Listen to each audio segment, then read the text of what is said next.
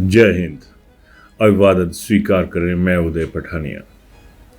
युद्ध शुरू हो चुका है और बड़ी बात यह है कि युद्धों में अगर सरकारें, सेनाएं तमाम एकजुट होकर काम करती हैं तो बहुत एक सुखद एहसास होता है इस तनाव की बेला में भी। और आज इसी मुद्दे पर मैं बात करने जा रहा हूं और ये जो कहानी आज आपके साथ शेयर की जाएगी वो थोड़ी पुरानी है, यानी तब की है जब करगिल वार हुई थी। और करगिल में जब युद्ध हुआ था तब देश के प्रधानमंत्री श्रद्धेय अटल बिहारी वाजपेयी जी थे और प्रदेश में बीजेपी की सरकार थी और तब मुख्यमंत्री प्रोफेसर प्रेम कुमार धूमल थे और उसी वक्त भाजपा के राष्ट्रीय महामंत्री मौजूदा प्रधानमंत्री नरेंद्र मोदी हुआ करते थे। 2 जुलाई 1999 का दिन था और तत्कालीन प्रधानमंत्री अटल जी मोर्चे पर गए और वहां पर तमाम सैनिकों का संबोधन किया, उनका उत्साहवर्धन किया और उनको ऊर्जा से ओतप्रोत कर दिया। और जब ऐसा हुआ तो पूरे देश में खुशी की लहर दौड़ गई कि कोई तो शेर पहुंचा वहां पर। लेकिन उनके 2 जुलाई को वो पहुंचे और ठीक 4 जुलाई को प्रोफेसर धूमल, उनके साथ नरेंद्र मोदी और तत्कालीन विधानसभा अध्यक्ष गुलाब सिंह ठाकुर भी 4 जुलाई को करगिल मोर्चे पर पहुंच गए थे। और वहां पर उन्होंने तमाम जो सैनिक थे, जो युद्ध लड़ रहे थे, उनसे भी मुलाकात की, जो घायल थे उनसे भी मुलाकात की। तो उस दौरान दैनिक जागरण में एक संस्मरण छपा धूमल साहब का और उसे सामने लाए, जो आज दैनिक जागरण के ही एडिटर हैं नवनीत शर्मा, आज उसी खबर पर चल रहे हैं और वही जो संस्मरण है जो धूमल साहब ने शेयर किया था उस दौरान वो आपको बताते हैं। तो चलिए सुनते हैं, समझते हैं उस पीड़ा को, उस दर्द को, उस जोश को जो उस दौरान नेताओं में हुआ करता था। धूमल साहब ने उस दौरान जो अपने संस्मरण बताए थे उसे अब नवनीत शर्मा की जो कलम थी उसके मुताबिक ही मैं आपको आगे इसका वृतांत बताने जा रहा हूँ। यहाँ पर धूमल साहब लिखते हैं कि 2 जुलाई 1999 को तत्कालीन प्रधानमंत्री अटल बिहारी वाजपेयी जी का संघर्ष के दौरान जवानों की पीठ थपथपाने के लिए सीमा पर जाने और सैनिकों का उत्साह बढ़ाने का समाचार आया तो सारा देश रोमांचित हो उठा। इस तरह की ये विश्व की पहली घटना थी। नरेंद्र मोदी उस समय भाजपा के राष्ट्रीय महामंत्री और हिमाचल के प्रभारी थे। उनसे चर्चा हुई और निर्णय लिया गया कि हमें भी कारगिल जाना चाहिए। सैनिकों के लिए खाद्य सामग्री, पका हुआ भोजन, तौलिए, बनियाने व अन्य वस्त्र लिए और 4 जुलाई को नरेंद्र मोदी, तत्कालीन विधानसभा अध्यक्ष गुलाब सिंह ठाकुर और मैं हेलीकॉप्टर से शिमला से श्रीनगर पहुंच गए। रात्रि भोज पर जम्मू कश्मीर के तत्कालीन मुख्यमंत्री डॉक्टर फारूक अब्दुल्ला से काफी देर तक बातें हुई।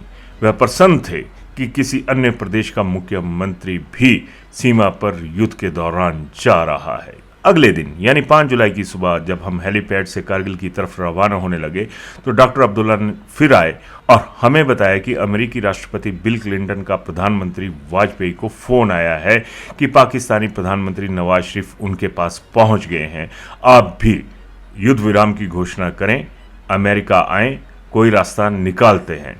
परंतु प्रधानमंत्री वाजपेयी ने उन्हें क्या उत्तर दिया इसकी जानकारी नहीं थी।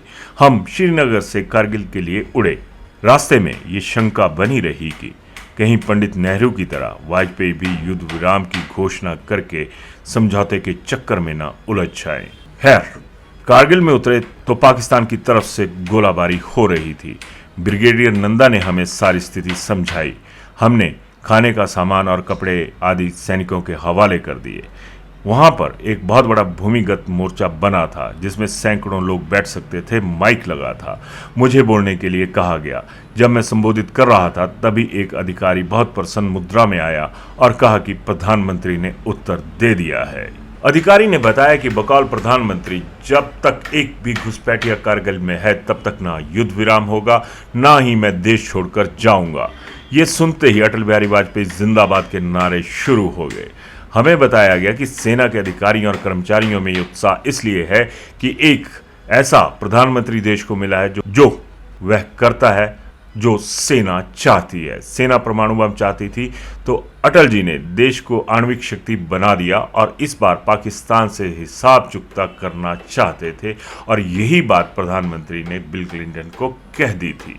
इसी संस्मरण में आगे चलकर धूमल साहब लिखते हैं कि शाम को श्रीनगर पहुंचकर अस्पताल में घायल सैनिकों से मिलने गए, उन्हें सामान भी बांटा और एक घायल सैनिक को जब हमने सामान देना चाहा तो उसने हाथ बढ़ाकर पकड़ा नहीं।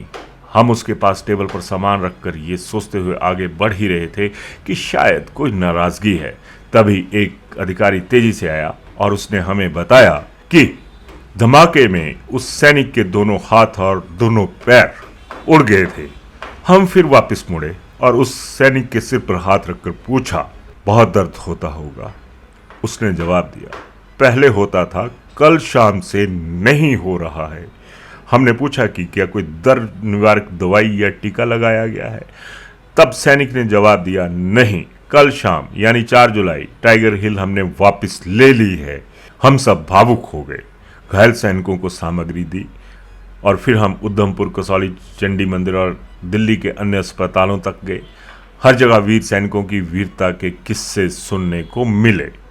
अब धूमल साहब आगे इसी संस्मरण में कहते हैं कि उस दौरान हिमाचल के 52 जवान शहीद हुए थे और मैं उन तमाम के घर गया था और वहां पर तमाम दिल को छू लेने वाली जो बातें थीं वो सामने आई।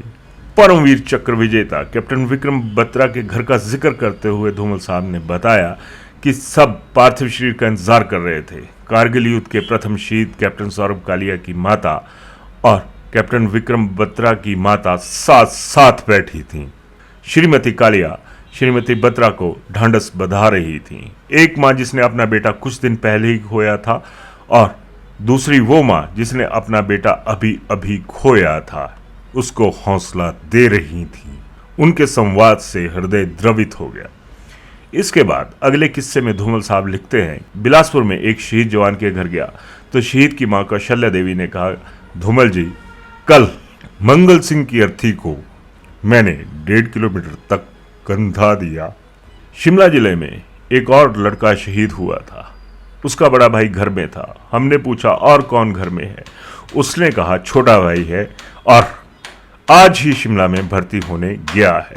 हमने 5 लाख रुपए का चेक उसे दिया तो उसने कहा कि आधा ही दीजिए। हमने वजह पूछी तो उसने कहा, बहुत लोग शहीद हो रहे हैं, आपको उनके परिवारों को भी देना है। पालमपुर के लंबापट में शादी के 15 दिन के अंदर ही राकेश कुमार शहीद हुए थे। उनके पिता हवलदार रोशन लाल के अनुसार 1965 की लड़ाई में वह भी लड़े थे। इसी तरह हमीरपुर के बमसन के तहत बगलू गांव के शहीद राजकुमार के घर जाते हुए सोच रहा था कि कैसे उसके बुजुर्ग पिता को ढांढस बंधाऊंगा। पहाड़ी चढ़कर उनके आंगन में पहुंचा तो गले लगते हुए हवलदार खजान सिंह ने कहा, धूमल साहब, बेटे तो पैदा ही इसलिए किए जाते हैं, पढ़ें लिखें और जवान होकर फौज में भर्ती होकर देश की रक्षा करें। दोनों पोतों को मुझसे मिलाते हुए कहा, ये भी पढ़कर फौज में भर्ती होकर देश सेवा करेंगे।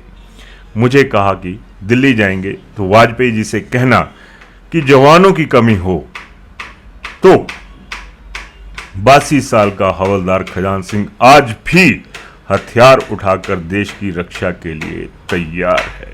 आखिर किस तरह की जो जंग है जो एक फ्रंट पे चलती है, उसके बाद जो जंग परिवारों में रहती है, जो जज्बा परिवारों में रहता है, ये आज की डेट में एक मिसाल है। और मिसाल तो हमारे वो नेता भी रहे हैं, मोदी साहब रहे हैं, अटल जी रहे हैं, धूमल साहब रहे हैं, जो उस दौर में वहां तक गए। खैर, कितने संस्मरण, कितनी चीजें थी। अगर युद्ध की जो सीमाएं थी या युद्ध का जो क्षेत्र था, वहाँ का जोश, वहाँ का होश, वो भी सामने आया।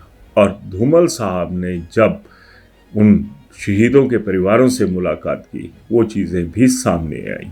एक माँ किलोमीटर से ज़्यादा अपने बेटे को कंधा देती हुई जो थी उस वक्त, उनका भी जिक्र आया। तो आज एक बार फिर प्रदेश उसी मुहाने पे है। तब तो पाकिस्तान ने कह दिया था कि ये हमारे सैनिक नहीं है, और बाद में साबित हो गया कि जो पाकिस्तान की सेना थी, आर्मी थी, वो यहाँ पर मदद कर रही थी। खैर, वो युद्ध भी जीता, ये युद्ध भी जीतेंगे। और एक बार फिर से साधुवाद तो बनता है प्रोफेसर धूमल को भी, मोदी साहब को भी, क्योंकि दौर दौर की बात है। आज जो दौर है वो भी आपके सामने है और जो चीज़ें हैं वो भी आपके सामने है। इस तनाव भरे माहौल में इन नेताओं का रोल आपको कैसा लगा, ज़रूर बताइएगा। धन्यवाद।